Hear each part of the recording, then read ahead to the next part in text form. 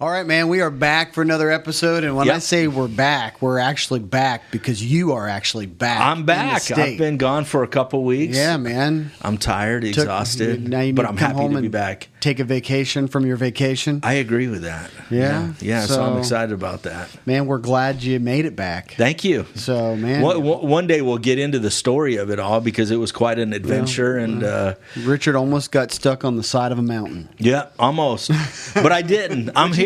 You made it. Yeah. And so, so that's cool. So, we're kicking this off, man. This is, kind of our fourth quarter run on the podcast. Yeah. So, but we've got a smoking guest today. Smoking guest or smoking guitar player? Who's our guest? I'm not on fire. Yeah, that's right. It's the Jason Jordan. Jason Jordan. That's right, man. Jason, welcome. Thank you. Thanks for having me. Absolutely. Yeah, man. So, it's a pleasure having you here, man. You have obviously been talked about, quite a bit over the years. Great guitar player, man. We knew your father did business with this company. Yeah. So, a lot of history. Been coming here a long time. Yeah. Well, we have a lot to go through, and we're going to talk about some things that are a little bit different than guitar, which you might find comical, but we'll hop into it in a minute. But to let everybody know that is either watching or listening a little bit more about yourself, maybe give us a little bit of an intro of kind of how things started in your life and how guitar kind of took shape with you. Sure. Well, when my dad was a bass player growing up, I did guitar not know player that. and bass player. Yeah, my dad. So make it quick, but there's a house band thing they did in Huntsville, Alabama, Athens, Alabama, and artists would pass through there. And in those days, a lot of people didn't take bands, so they would just send a reel to reel and charts, and they would learn the song. So Dad would get to play with Chuck Berry and Jerry Lee Lewis and all these people as they passed through, And then later years, when my dad met my mom, he was playing in a gospel quartet, hit her in the head with his bass. She leaned over from the piano and he hit her in the head, and she was 16. He waited on her to turn 18. They're still together, and that's how they met. And so my mom ended up being a country singer as well, and my parents started a local television show called the Nashville Connection. Oh. And I was a child at that point. 6 years old or something. So, and that's when I started taking guitar lessons. And I'd sit up there and hold my little guitar on the TV show, but I'm obviously not playing, And so Mom kind of becomes a local celebrity on their television show, And then they do away with the TV show, and Dad, they kind of hang up this stuff. And Dad always had a barber shop, and he sold insurance, and kind of had the normal life. And then when I start getting in my teen years, they can tell I'm really serious. So Mom and Dad bring the TV show back. So that was my whole high school times for me doing this, and through college as well. And so then I got a scholarship to a local community college, and they had a show band, like a 40-piece horn band in Gadsden, Alabama, Gadsden State. And there's been a lot of dudes that went through that school. It's funny enough because Josh Turner's guitar player went to that school after me, and Craig Morgan's guitar player went to that school after me. It has a history of, like, the guy that went before me, he came here and worked at Aubreyland. Yeah. So then in 96 and 97, that was like I only knew a couple people when I moved here, and that was two of the people I moved and knew, and I got to sub, and do that Opryland show at 96 and 97, so it was cool. I got to work at the park and do the General Jackson and all that stuff, But then after the park closed, that's when I started figuring out, we got to have a job, so started touring, and then now here we are. So the show, to clarify that you guys did that up here. It wasn't down in Alabama. No, it was in Alabama. And it was called the Nashville Connection. Yeah, it was the Nashville Connection because Dad would get like Opry stars, and he would get Opry musicians and stuff to come down and play on the television show. It was just on the local it was like network. our local CBS affiliate, and they would do it on Sunday mornings. And, really? Yeah, it came on. And now, how long did that run? Oh, man, I don't know. Because I've seen old pictures of it. A long time. Yeah, because we probably started doing it, I don't know the first time, but at least for 3 to 5 years. And then when they brought it back, it was another probably 5 years, 6 years, So, because I remember having, like, in high school, I didn't have a band to do it, but then in college, we were using, like, my college buddies to do it. We were playing in the band, What were some of the guests? It's hard for me to remember. I'd have to go back and look, but a lot of players, a lot of musicians. Like, he had a lot of steel players and guitar players that would come sit in, or banjo player, and they were local people as well. But he was always bringing down Nashville people, and for a long time, years of when Mom was playing gigs, Dad would he would come. He got a customized van, and he would drive up on Friday mornings and pick up the band, and they would go play Friday and Saturday somewhere, and he would bring them back, and he always had Nashville bands. And funny enough, Don Kelly, which we all know Don Kelly, which I ended up playing with him in town for like 2.5 years, but he was my mom's bass player at one point, and Dad played rhythm guitar and just kind of managed the thing. But really? Yeah, Don was her bass player. Because your mom was an artist, yeah, right? Yeah. And so they had a lot of different players. But what honestly kind of ended that whole thing was, it's a sad story, but my dad and a friend had built a full-on studio, but that back then, it was tape and, the whole thing. And they had built a full-on studio in this building, and the musicians needed a place to stay. And when my dad went that next morning, they had stolen every cable, every piece of gear, everything they had.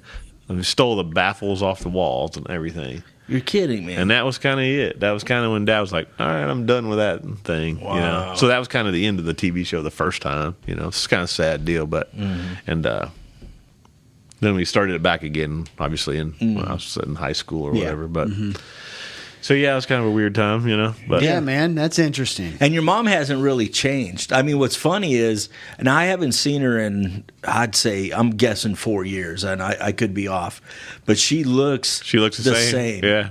To me, she does. Because I've seen old pictures of her, and she just looks the same. So she's aged really well. Hopefully, she's a beautiful woman. Hopefully, I'll have that gene. Yeah, just continues on.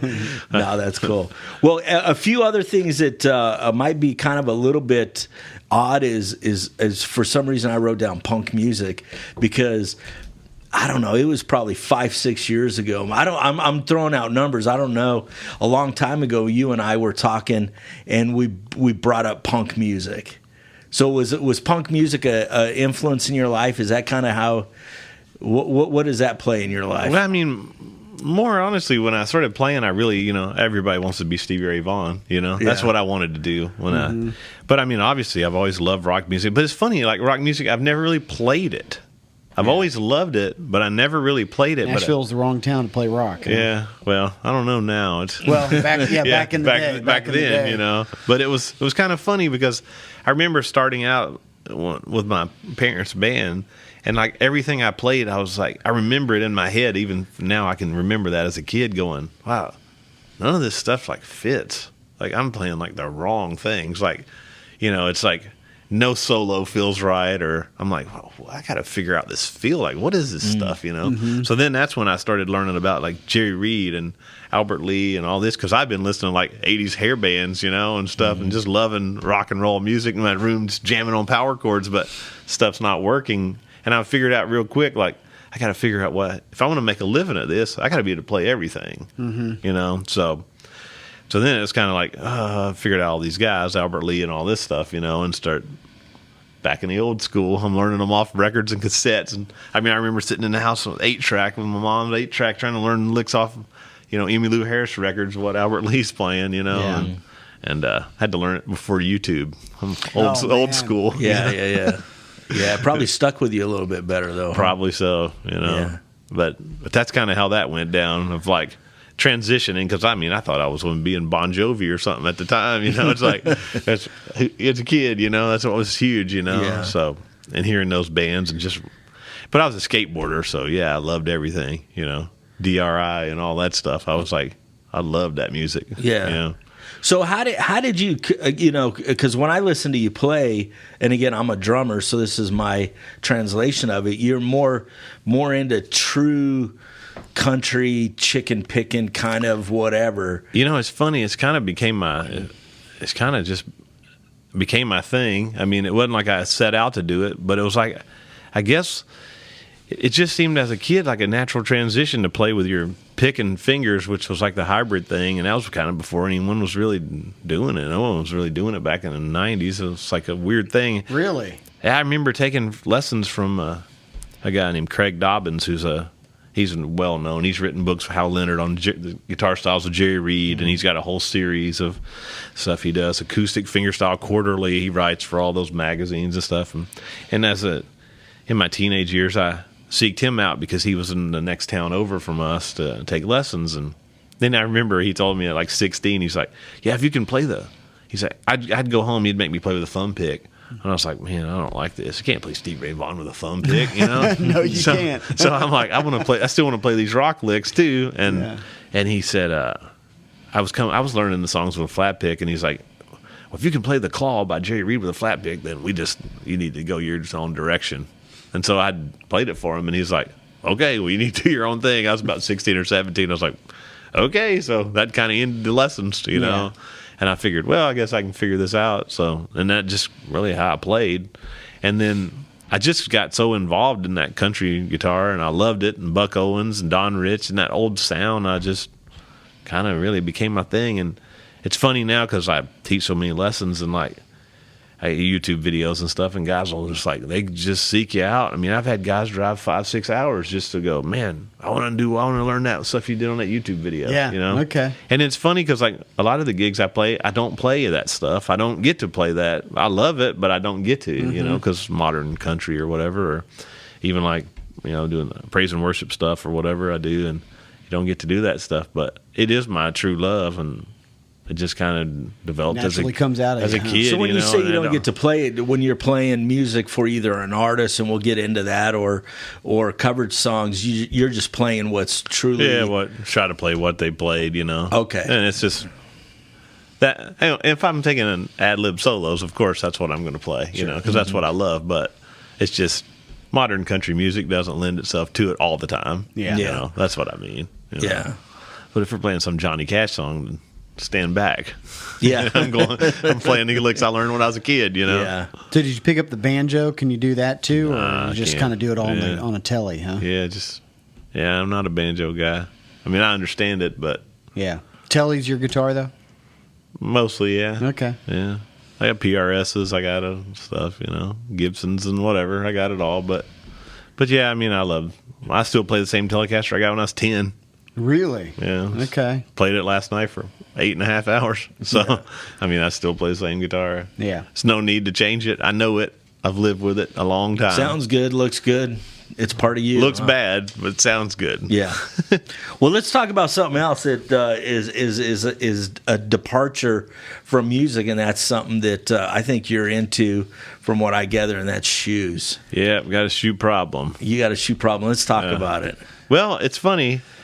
Kind of like a closet built out at your house with just shoes? Well, I figured out, though, now I'm not a collector. You're not a collector. I'm not a collector anymore. I figured this out because now I've noticed that there's huge money in these shoes. Yeah. So I bought a pair last week and then sold them for $1,000 in like 10 minutes. Oh, my goodness. And then, you know, they're like $250. So it was pretty good. I figured out, okay, well, then I started I'm a flipper. I'm a shoe flipper. Then I start looking in the closet going, which ones do I really not like, you know? Wow.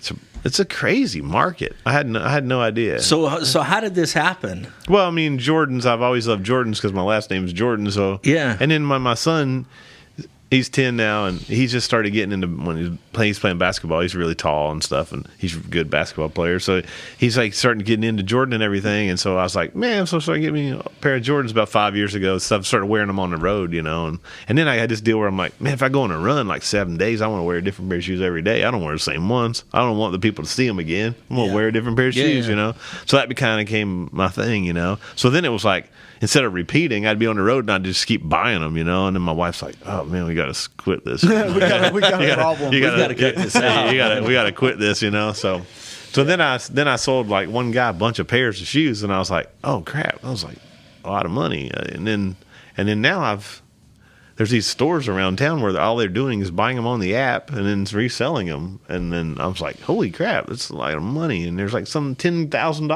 Jordans and stuff. And I'm like, this is crazy. So where are you getting the ones that you have? Are they ones that you've had for years? No, it's funny because so what Nike does is they have an app called the Sneakers app, and they drop shoes like 4 times a week. And on that app, there'll be premium pairs of shoes that are like very limited. So the ones that just came out were like the Travis Scott ones that he wore on the Super Bowl last year. They were like, and they did 60,000 pairs where they normally do like 500,000 or 1 million pairs. So it just drives the market up like crazy. And there's a website called StockX, and it's just like the stock market. I mean, the shoes go up and down minute by minute. Seriously. It's just like the stock market, and depends on the sizes. So like the all the Asian market drives the small sizes crazy. So like those shoes would have been and if I would have had a 7 or 6, they would have been $2,500. What? Yeah. Have you ever met Greg at Franklin Strap? I just know he's way into shoes too. He collects them and buys them and sells them. So I just didn't know if you guys lived cross paths or something. No, I mean, So how many pairs do you have? I don't really have that many now. I mean, 25 or something. And they're all ones I just really love and wear. You know? Yeah. I've kind of gotten into the Kanye thing too, the Yeezys. Man, I don't know. Now, I know someone who has them. Those are really comfortable. Really comfortable. Really? And then, I mean, at first I got them because they were like a fashion thing. And then I thought, then I've been wearing them down, like playing doubles around town. And I'm like, oh, man, there's something to them. Like they don't hurt you. Your feet don't hurt. Your back doesn't hurt. Do you get upset like if you scuff your shoe and you're like, dang. I'm not going to. I'm going home and clean it off. Avoiding everything so nobody hits your shoe or scuffs it. He's got like shoe bumpers, you know. It's funny because I got a friend and he's a DJ in town and he said he went to see Travis Scott and wore the Travis Scotts and they're $1,000 now, and he wore them. And he's like, a guy in front of him, he just felt like shoe and foot getting wet. He was pouring his drink on them, you know. And it's like the first time he had them for a couple of years and just got them out of the box to wear them to the show. And he's like, oh no, that's goodness, man. I had no clue that shoes. People are just flipping shoes like that. Me either. Until recently, and then I was like I said, I was just buying them and keeping them, and I was like, oh crap. Because I'd keep seeing them just going up. And it didn't matter used. It doesn't matter used or not, as long as you take care of them. So. Man, I remember when I was playing basketball all the way back to junior high, and it was a big deal that there was always a company that came in and sold shoes to the basketball team. So all the guys and girls, and you could buy different levels, and they always had the Air Jordans that were in there, man. And I just remember everybody wanted to buy them, because they would make them and sell them in your school colors. The company, we had maroon and white was our school colors, so you could get white Jordans with maroon accents on it. Be nice if you still had those. So, I'm sure they got trashed and gone and thrown in the trash years ago. But I just remember that, and I remember they were $100, but it was always a big deal. Like back then, that was just insane for shoes. Yeah. But you're like, well, Mom, Dad, I'm on. You try to do anything you could, and they'd be like, all right, well, we'll get those. But man, it was just exposed. They have a big creeped deal up. back then. Nike will put shoes out for $350 now. It's pretty insane.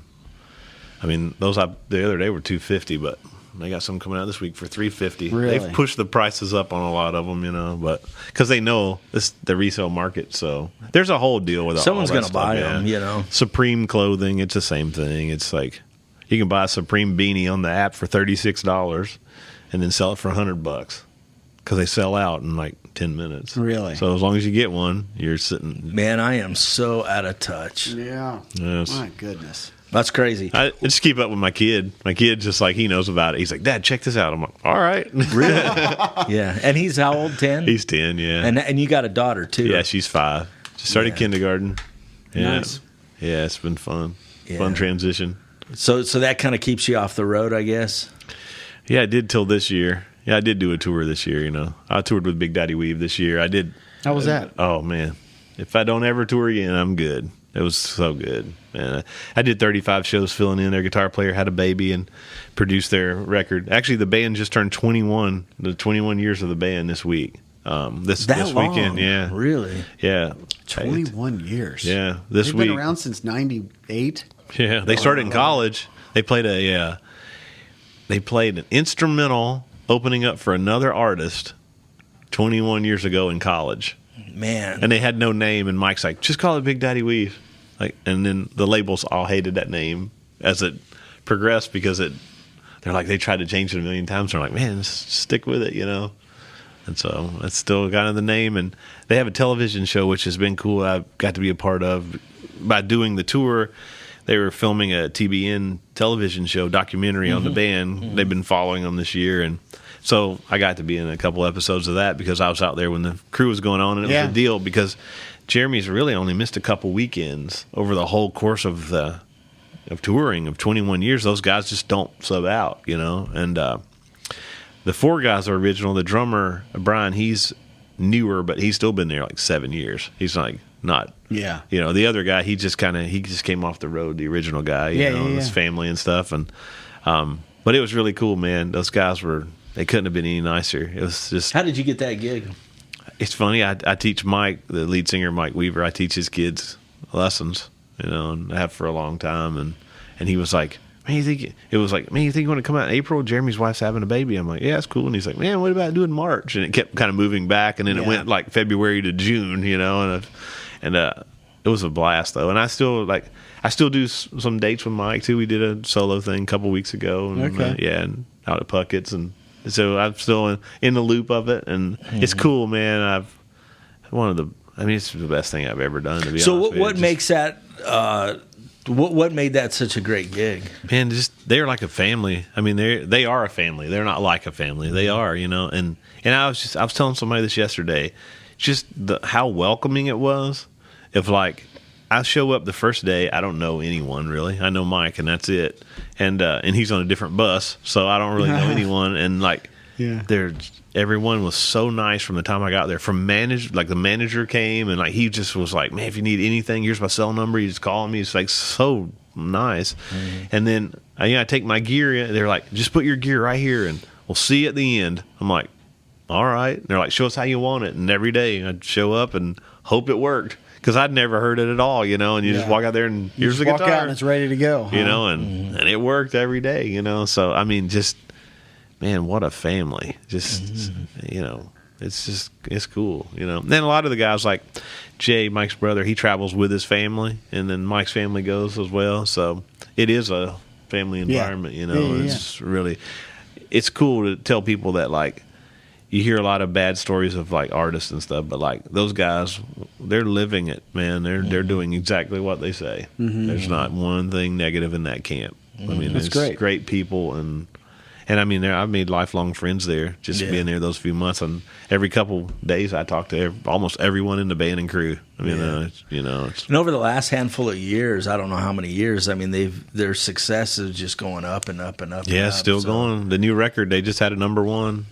So it's doing great. So they're staying relevant too. The music's killer. Mike writes the songs. And it's great. He sings like. It's amazing every night. He opened his mouth. I'm like, oh man, it's just beautiful. It's beautiful. Yeah, just can't believe it. He's like, he let you slide in any chicken picking solo or something. Like that? No, not really in that music.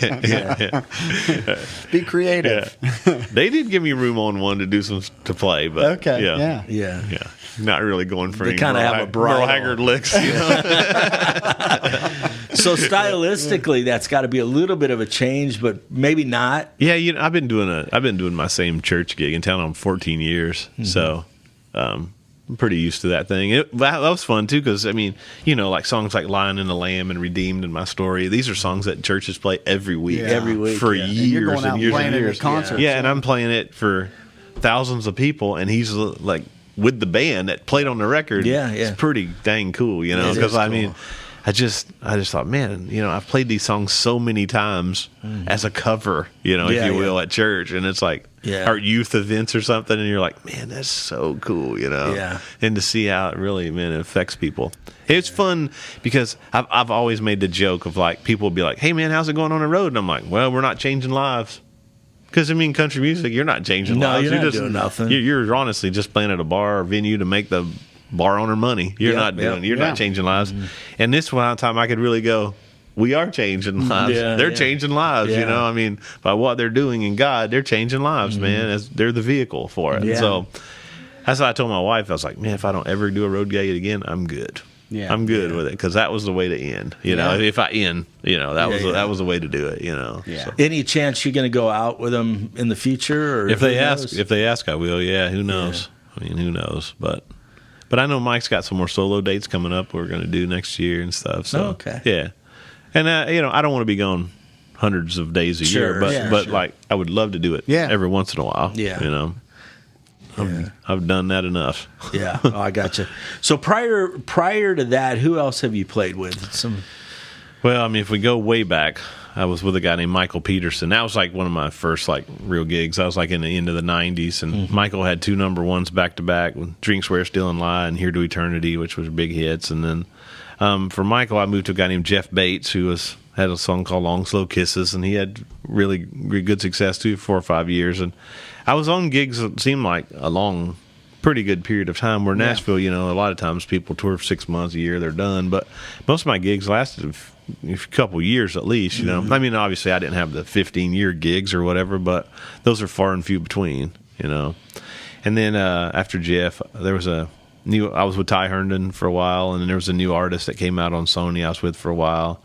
And then I was with Jason Michael Carroll, who had a couple number ones, and toured with him. And then I was with a group called Love and Theft, country group, who's still out there doing it. And I was there for about 4.5 years, and was band leader. And that was a good one, you know. And I left that in the end of 2014, and then finished out 2014 with a girl named Jana Kramer, who I had done randomly done a lotion commercial with. And I'd see it. I'd go to the gym and I'd see it on Price is Right, you know. Pure Silk, that lotion or whatever. Yeah, there's she did a commercial. She was like, Jana's in those Nationwide commercials too, where she was dressed up like Catwoman or whatever, and she's like a cat burglar. She's coming in, so she's like done a bunch of commercials, and she was on One Tree Hill. You were in the commercial? No. I just played the commercial, but that's where we had done the Paisley tour together, and she was on the Paisley tour with Love and Theft, and then ended up doing that commercial just randomly. Got called for a session, and I was like, "Oh, that's cool." Did that, and then ended up playing with her too, you know, for a while. Did that into 2015, and then I figured I'm gonna stay home. Started transitioning home, but then I still kept going out with I'd go out for 3 months with an artist or something, or do random weekend stuff, you know, or somebody'd be like, "Hey, can you fill in?" But then it kind of 2017, 2018, I didn't go at all. I just I'm not doing it. So focus more on lessons or lessons, in town. And I was doing a lot of demos at my house and stuff, and sessions and stuff, and had 60 students a week, you know, and wow, that's really, a lot, yeah. You know. But I mean, I needed to be home. It's time to be home with my kids too. I mean, I missed, because Love and Theft years, man. The first year I started, I think we did 175 shows, and the third year we did 248 shows. Man, you were gone the whole year. I was going 270 something days, and then even the last year when I was there was still over 200 shows, 212 or something. So that's putting you going 230, 40 days. Yeah. You know, because there was Australia in there and Mexico, and those are long. Yeah, you got to get there. Those are long trips. Long you know? hauls, yeah. Yeah, I mean, I was in Australia for 9 days and played twice. You know. Yeah. I mean, it's just, so there was a lot of travel in that, and I was like, man, I gotta start getting home, you know, and I don't want to miss my kids growing up, you know, for the sake of just being gone, you know. Yeah. Because, I mean, that's one thing I don't mean to be negative about it, but there's one thing I have learned, that when you are a sideman, you're disposable. Yeah, and you're making them famous. Yeah. You're not making yourself famous, and I've told people that too. I try to tell my students that. I was like, you know, when you go into a gig, don't be scared to demand a high wage if you deserve it. If you're confident that you deserve it, don't be scared to demand it, because in the end, I've always told even artists this, at the end of the day, when you're selling out an arena that's full of people and you're making $5 million a night, I'm still making $500, you know, because my wage is probably not, which we just talked about that with another, you know, before this started. My wage doesn't change. It's not scalable. It's not scalable. You're not going to pay me $10,000 because you made $5 million or a percentage. I don't. I'm still getting the same show pay, or you know, maybe you get a salary and it gets better, but it's still going to top out at some point. You know. Yeah. I have a friend, which I won't say who he is, and he played with a giant pop artist. I mean, giant, like one of the biggest pop artists ever. Can we take guesses? I'm just kidding. Yeah, but like he went on an award show and was dressed up as they made him dress up like ice cream cones on this this is narrowing it down pretty good. American Music Awards or something. They were on one of those TV shows or whatever.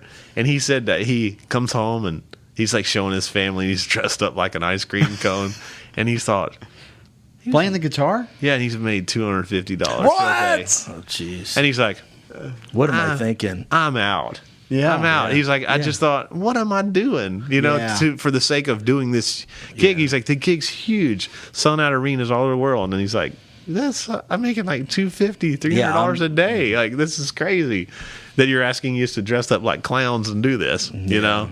So anyway, back to the point. If you deserve it and you can do the job, then you have to set you can't out underprice yourself at $50, you know. You just can't do it. No, because their goal is to get cheaper, and the labels are going cheaper and cheaper, but you know, qualities cost money. It does. As we know, absolutely. As we know with Absolutely. cars or houses or instruments or anything. I mean, Absolutely. things cost money. And like that guitar I bought when I was 10 was a Fender, and it was a good quality, and I still have it. Yeah. You know, and I still use it all the time, and it's still the same pickups, and it's still the same pots and input jack. I mean, it was good quality, you know? Yeah. So I'm just saying, and I think Dad probably had to pay $1,000 for it, and that was a lot in 1985. Yeah, he didn't pay that for a guitar. You know, he didn't pay the $1,000. Man, you know? so I would, you know, so they're the guys going out on the road, you know, and gals or whatever. But I mean, obviously, it's going to be driving the age kind of down and down and down and down. And, it is, yeah. You know, some of these big artists are, you know, just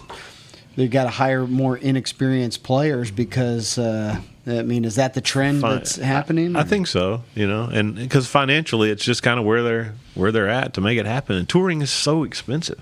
Yeah, I mean, tour buses and fuel and it's so expensive, you know. Yeah, but it seems like in a lot of ways that they're trying to cut costs in the wrong direction. You know? Yeah, I agree. Because I remember going out and playing, and it was a fad where there was a country female artist she hired a band that was about 22 you know, everybody was like 22, and she was in her 40s. Yeah. And she was very pretty, very popular, but she was trying to hire a young band to make her stay young and relevant. Yeah. Well, I played in the Christian music, and then all of a sudden that trickled over there to they started wanting to hire younger.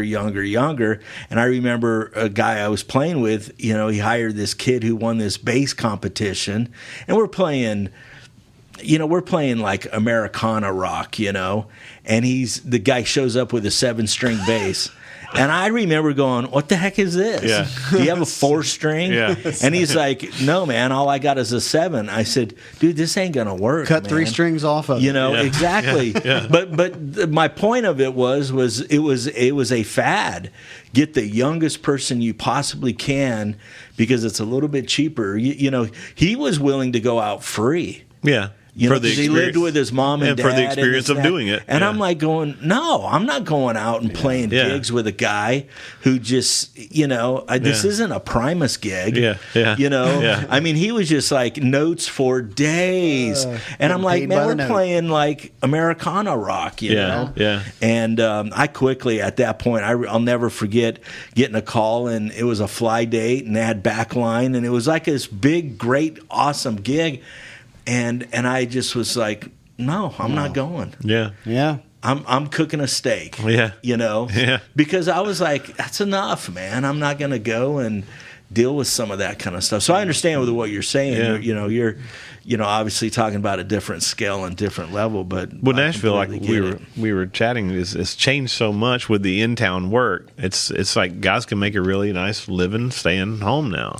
Yeah. So artists even are having trouble finding guys that want to go. You know, even on the bigger levels because it's the money's not there. You know, Man, my last attempt at playing out with somebody just locally here needed a guitar player for a gig. I think it was down in Georgia somewhere, and he called me up and he said, "Hey, would you want to play?" And of course, I'm sitting here going, "Man, that'd be fun to go out and play. Play a one-off show." And he goes, "Man, listen, it doesn't pay a whole lot." Well, I wasn't in it for the money. I was in it because I wanted to just go play. And he says, "Man, I can pay $150. It's like, okay, whatever, that's fine. The gig, it was like he called me on a Monday. The gig was that Saturday evening, and we were going to leave Saturday morning to go. And he says, "I'll get you the charts and I'll get you the songs and everything like that so you can kind of learn it." And he goes, "We'll just rehearse there when we get there and set up, and we'll run through all the stuff." And I said, "Okay, that's fine." And then he sent me the list of everything. He wanted me to learn 17 songs that I didn't know. And I had, by the time he got me, I had 3 days. And I had to go to work all day. And I'm married and have 3 kids. Yeah. And 17 songs. And I called the guy back and I said, man, I'm not going. I'm not doing this. I'm not learning. I thought maybe you would want me to learn, something simple and we can play 5 or 6 songs, or, he just was very nonchalant about it. But it was just kind of like the presumption that people would just want you to I can't pay you anything, but I want you to put all this time and effort into something so that I can benefit from it. They can benefit from it. I just thought this is backwards. That's where I'm funny for these things, but that's where it gets. People say they forget it's music business, and I tell my students, I'm like, it's not called music friends. Yeah, it's music business. Yeah, so business. So it has to be a business. So it's just like. Dude, that guy was upset with me when I called him to tell him. I'm going to tell that story again. So this guy asked me the other night. He's like, "Hey man, how about you learn some of my songs?" And I go, "All right."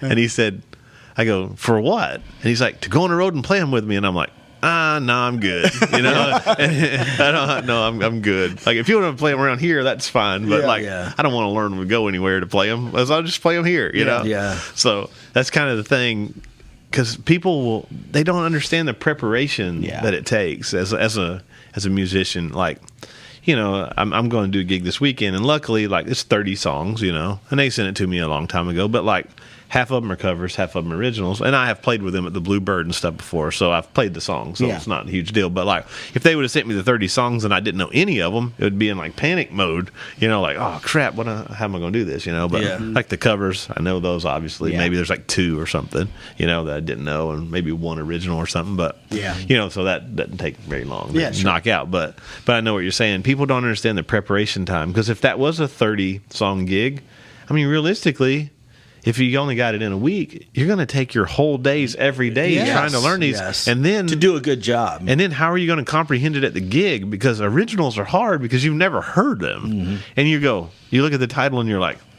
somebody. Yeah. And you're like, which key was this in? Oh, man, somebody. And they're looking at you because you start the song. Oh, they're all start with the guitar. You're like, when they're a 3-piece band, they're all start with guitar. It's there's no keys guy. And you're like, oh, crap. Somebody. Which one's that one? You're just thinking, oh, man, I hope this goes like this, I think. Or what. Because that's tough, but people don't value your time. They'll use you to the no end. Yeah. Well, hopefully the pendulum is going to switch.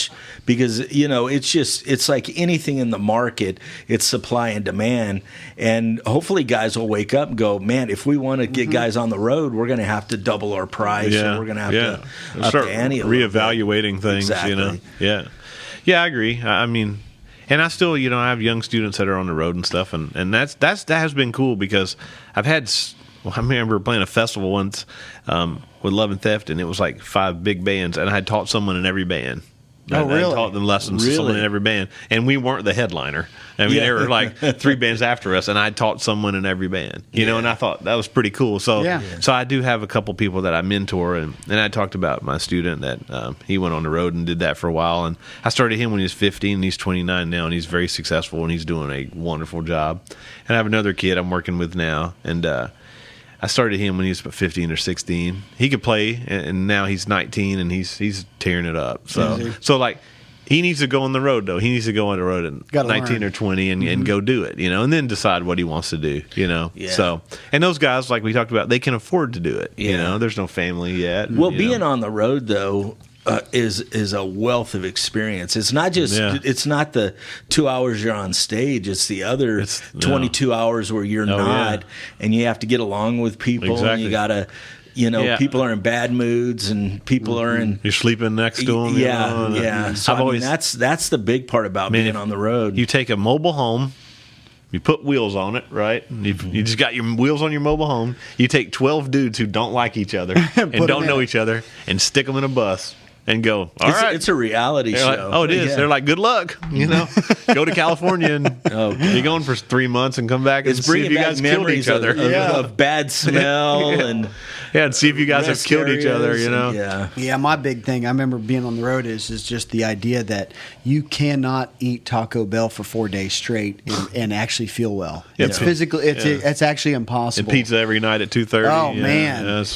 It's like, what are they thinking? After show food at pizza, 2:30 in the morning. Showing up to venues and they all think it's great because they ordered pizza for you, and you're like, I just ate pizza the last 2 nights in a row. Well, I remember having on our rider no pizza. Yeah. No, and then we'd actually make lists of things that we did not want. Yeah. Because if not, you're right. Everybody orders pizza because it's the easiest. It's a deli tray for lunch. Yeah. And it's pizza after. It's always the same thing. Yeah. Really cheap meat and cheese. Yeah. Now that was a nice thing though about because with Love and Theft we did Paisley tour, which was they took care of you. Awesome, and he's just such a good guy, and he'd come out and there's some YouTube videos of me and him jamming and stuff, he'd come out and play with them, and stuff, and he's a cool guy. And then like McGraw, we did it, and I mean, just not even going to be any better than that. I mean, that's like tops, that's so good. Those tours where you really appreciated it, and you're like, man, there's food here all day. They got real food there. Real food with the chef, and it's there all day. And you're like, oh, man, I want to go eat at 2 p.m. You just went for a run. You're like, oh, cool, we can go eat. A real meal, Yeah, it's really, really nice, So few and far in between on those. Yeah, you do appreciate that. Every time the guys would be like, hey, we're going to take this tour, you're like, yes, yes, we're going to take a tour. Because the one-offs are the rough ones, and you're booking your own shows or something, and there's no catering and stuff. Yeah. It's kind of the deal on that. Yeah, you take the tours where the food is the best. Huh? Yeah, that's kind of like the qualification. Totally. Yeah, the travel's closest to each other, and the food's the best. Yeah, because you don't want one of those tours where they threw darts at the wall. Yeah, California to New York. Well, I was going to bring that up. I mean, I've had managers where they're like, "You're going to play over here, then you're going to play over there, and you're going to play over there, then you're going to be back here." And it's like, why didn't you book these together so we didn't have to travel 4 unnecessary days? The weirdest is a radio tour. I don't know if you guys.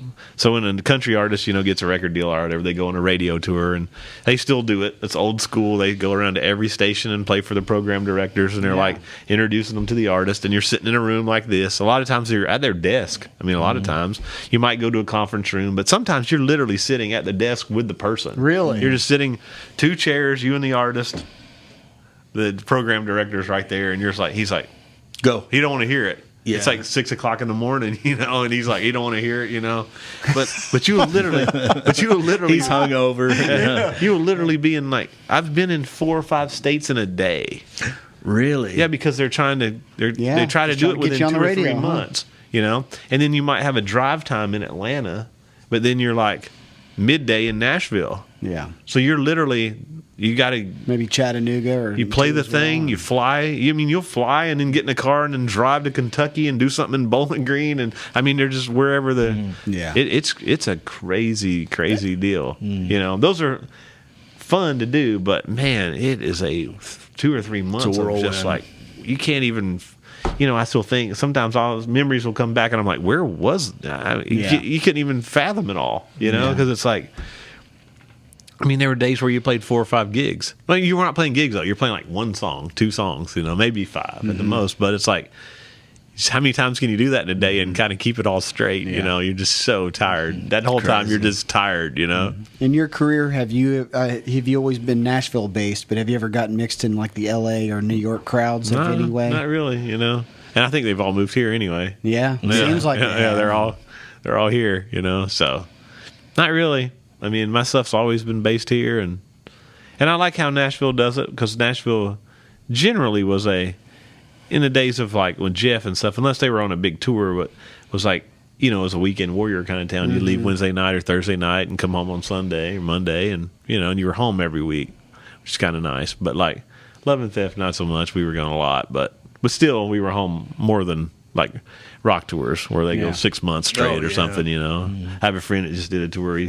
Tours with Scott Stapp, and he just was like, they were going like most of the year. I mean, they just did a tour and they were going 9-10 months. Really? They just got home. I mean, they left in like February, and they just got home like a week ago. I mean, they came home for a day or 2, or they played a show in Nashville and he went home, but I mean, they weren't here. that's touring. That's rough, you know. Yeah. I mean, 12 dudes, one bus, and gone. Yeah. So what do you want to do now? I mean, what's your story like today? What do you got going on? Man, you know, I'm just teaching, and I'm really happy, man, being home with the family and teaching and doing demos and playing around town and showcasing and showcases and stuff. And I just really I love what I'm doing right now. I'm super happy being here and just, you know, and thank the Lord. I mean, people respect me. They still know my name, and it's like, you know, and the phone still rings. I'm just thankful for it. And a lot of those are people I met when I moved to town in 1996, still calling, you know, and I'm just thankful for it because there's a million dudes, and you know, there's always a new guitar player. And I'm not going to be a guy that ever says there's no one better than you or some ego or something. I mean, I do what I do, and I do it well. And if you want that, then I'm your guy. And if I'm not, I mean, and I've turned down gigs, and I mean, I turned down a big gig. In 2015, I turned down one of the biggest gigs in town. And I sat down with the music, and I tried for a week to learn it, and I go, this isn't what this isn't what I do, and I'm not going to do a good job for them. And I don't have an ego to say that I can play any gig and do it 100%. I'm not that naive, you know. It's like taking a quarterback and going, you're going to be the running back every play. Well, he might not be the guy for that. Was Peyton Manning a running back? No. He wouldn't have done a good job at it. But he would have said, I'm a quarterback. I'm not a running back, you know. All right. So, I mean, I just think when I was young, I thought, oh, man, I can do anything. But as an adult, I know I can't do anything. So it's like, yeah, man, if that's not me, I don't mind telling them, because I'd rather them find the right guy. There's a lot of dudes, and I'd rather them find the right guy. And I don't want to be out there and be miserable either, trying to play something that's not what I do, you know. So that makes sense. Or not do 100% at it, you know. And so I'm not.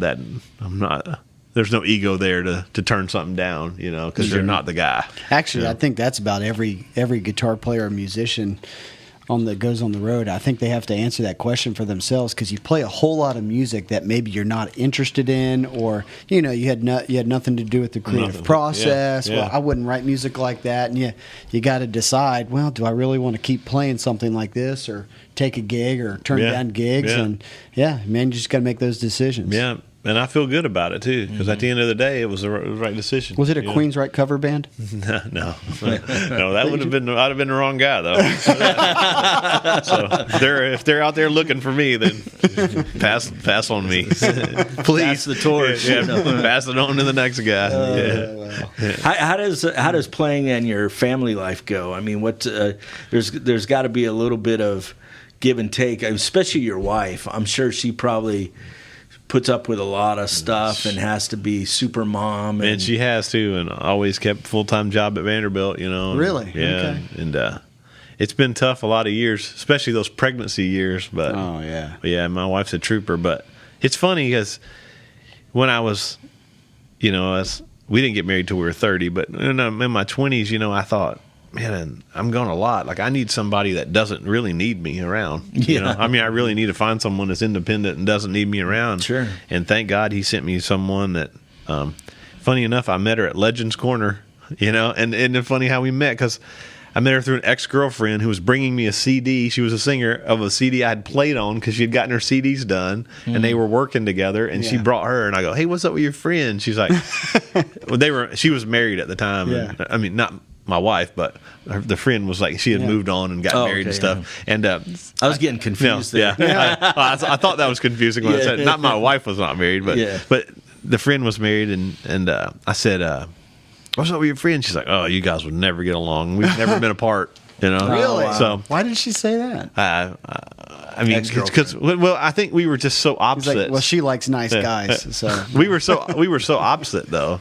You know, but I think that's what you need, you know, because she's definitely my strengths where I'm weak, you know. So, but she doesn't really need me around. She can do it without me, and that was awesome, because I didn't have to worry about were the bills getting paid or was the house being taken care of. And then when the kids started happening, and luckily my parents been such a huge help too when they moved up, and because they moved up when Noah was 1, so I could continue to do it. Yeah, because we need someone to watch the kids, and I know they're being raised in the way that I want them to be raised, too. Mm-hmm. So I don't have to sweat that, like who's watching my kids. Yeah. So it allowed me to do a lot of things that I wouldn't have been able to do. So it's definitely taken a whole village to make it happen. Yeah. And that's why now I really feel like at 44, it's cool to be home and take some of that relief off them.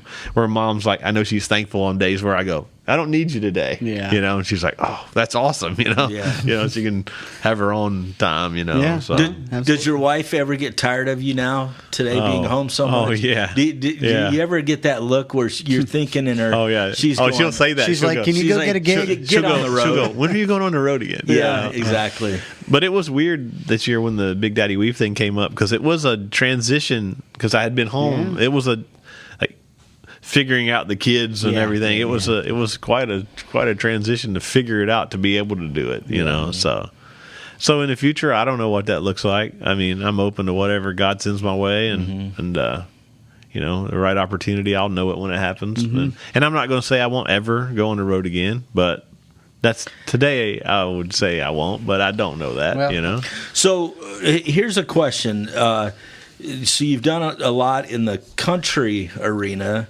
and now you've done a little bit now in more the CCM, or the contemporary Christian. Is there room for you to do more of that in the future, you think? Because I would, if it presents itself, for sure, And I've played on a lot of those recordings too and stuff, which is kind of wild, because I have a friend that produced a lot of that stuff, and I've done a lot of that stuff over the years too. So, but just never had the touring opportunity. So that was kind of cool to get to do it, Mm-hmm. So, but yeah, I'm totally open to that. Because it seems like it might be a better fit for you today, and I'm just guessing, of course. Oh, yeah. I mean, if it was like what I did before, for sure, But again, you just have to be the right opportunity. Who knows? I'm open to whatever. Yeah, man. All right. Well, let's wind this down. And the last topic I want to talk about is old cars. Yeah. Talk to me about that. Do you have any favorites?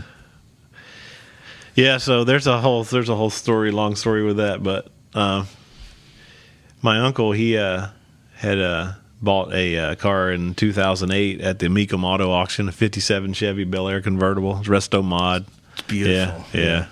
With an LS1 in it. It's 553 horsepower, supercharger. It's incredible.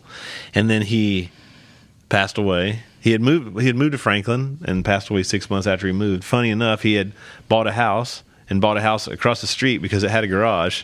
Really? And he just kept the car over there. Then he ended up moving across the street, and he was only here 6 months and had bought 2 houses, and so we got ownership of the car for a couple years. It's at my other uncle's house now down in Alabama. But okay. But it is quite spectacular. Is it convertible. really? Yeah, and sure. Yeah, it's been cool to have that thing around. So, but yeah, I do love cars, and I was one of those lowrider kids.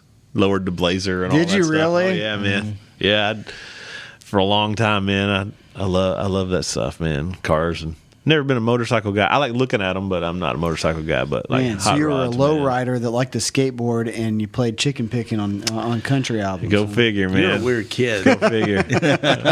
Musicians aren't normal, are they? Yeah. They're not normal. So that's why we do what we do, I guess. So do you have a collection yourself right now, or is it just things that you're just into it? You like working on them, or you just driving them fast? Yeah, I just like fast cars. Dude, I don't have one. Car I would love to buy. I just always wanted remember Nissan 300ZX Turbo? Yeah. I just would love to go back out there and see if you can find one at a sure decent price. Yeah. I'm sure there are. Man, there was something about that car I just thought I wanted one. Somebody might give you one now. Shout out. There's a good idea. Yeah. Hey, if you're going to give us mic stands, you might as well give us a car. So we can have 350, 350. All right, not the 350, the Nissan 300. 300 ZX. Yeah. The 350 was the newer one. It didn't look as good in my opinion. Yeah, I just keep driving my old 4Runner, man.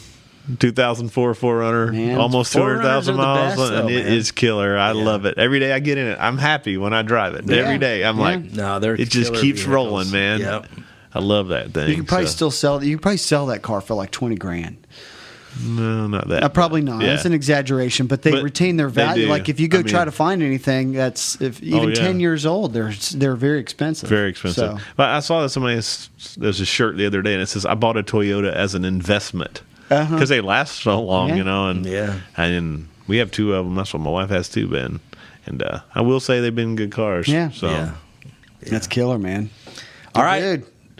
Anything that we didn't bring up that you want to talk about? Anything you got going on that you want to share with us? Or Open for lessons. Hit me up. We go to jasonjordan.com. No, just hit me up on Facebook or Instagram. Well, tell That's my everybody. name, Tell everybody how to contact you. You can just you can just hit me up on Facebook or Instagram. It's just Jason Jordan. What about your YouTube channel? Yeah, it's Blazing Guitar. Blazing Guitars. Yeah, BLAZENGTR. Okay. Yeah. Okay. Yeah, Blazing Guitar. Always posting lessons and stuff on there. Some cool stuff on there. Yeah, it's a little fast for me. Like I said, as a drummer, man, it's just like over my head.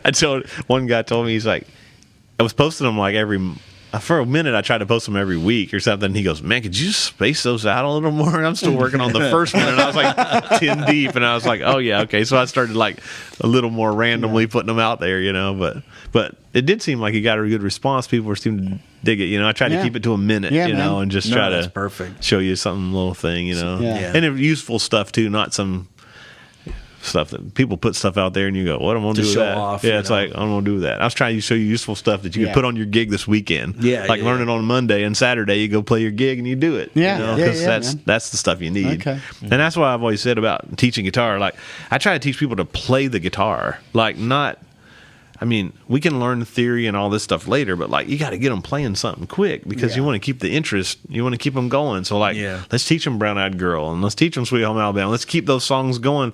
Then we can build upon that and say, well, why are you playing these chords together? Why do these chords go together? Then you can dissect it, once you figure out the interest. And my plans work pretty good. I've got players playing big gigs, so it's worked pretty good. Yeah, man. Absolutely. I think my theory is working, which was passed from Dad. He taught lessons, and that's where I learned it from him. And your dad is one of the hardest working. I'm trying to figure out how to. He's because we're into sales. Your dad's a salesman. Yeah. Because I remember him telling me stories of selling insurance, and it just makes me nervous. Oh man, because that's real work. Yeah, and it came from his dad. Because I remember my grandfather. This was before I was born, but they owned a fabric shop, and originally he owned a gas station, and he had the first gas station in the town.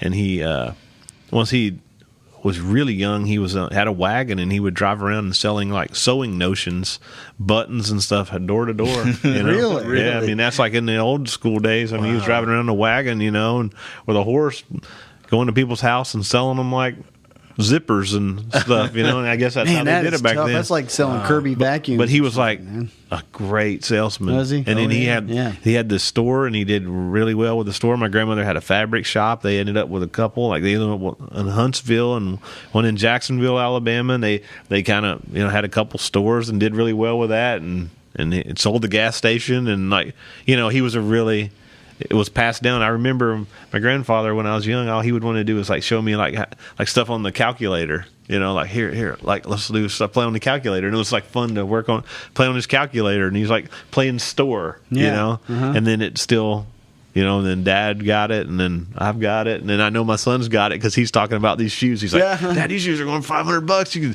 can make some money on these, So I see it going on down to the next generation, so. Which is cool. It's cool to see it. Well, you've got great parents. Yeah, man. Yeah, it's been cool. I've been super blessed. I couldn't ask for much more. Yeah. I told my friend yesterday, we were chatting about it. He's been on the road for a long time too, and I was like, we came to Nashville and we won. We did exactly what we set out to do. What else could we want to do? It's we wanted to go on the road. We wanted to come here and make a living, and we've done it.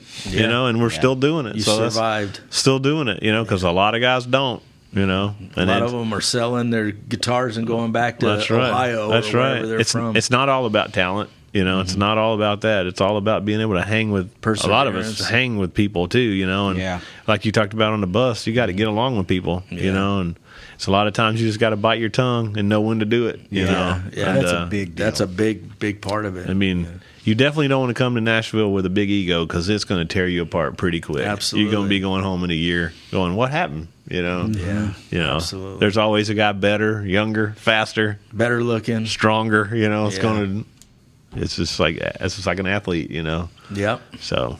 All right, Nate. Yeah, man. Well, dude, I'm good. You Yeah, good? man. Yeah, I appreciate it, man. thanks for Obviously, having go me. check out obviously on Facebook or Yeah. Instagram. Check out his YouTube So it's channel. Blazing Guitars. Spell it. It's BLAZEN GTR. Yeah. Okay. GTR. Oh, Check that's your it out. YouTube Yeah. channel, right? Yeah. Yeah. Man, we appreciate it. Oh, And man, of thanks course, for having man, me. we love feedback too. The music retail show at gmail.com. We'd love if you have a question for Jason. You can obviously ask us, but or you can go straight to him. But man, we appreciate it. And Yeah, thank man, you. we'd love to have you back. Check out his playing. He's a smoking player and Yeah. a good Thank you. guy. Thank you. The Music Retail Show.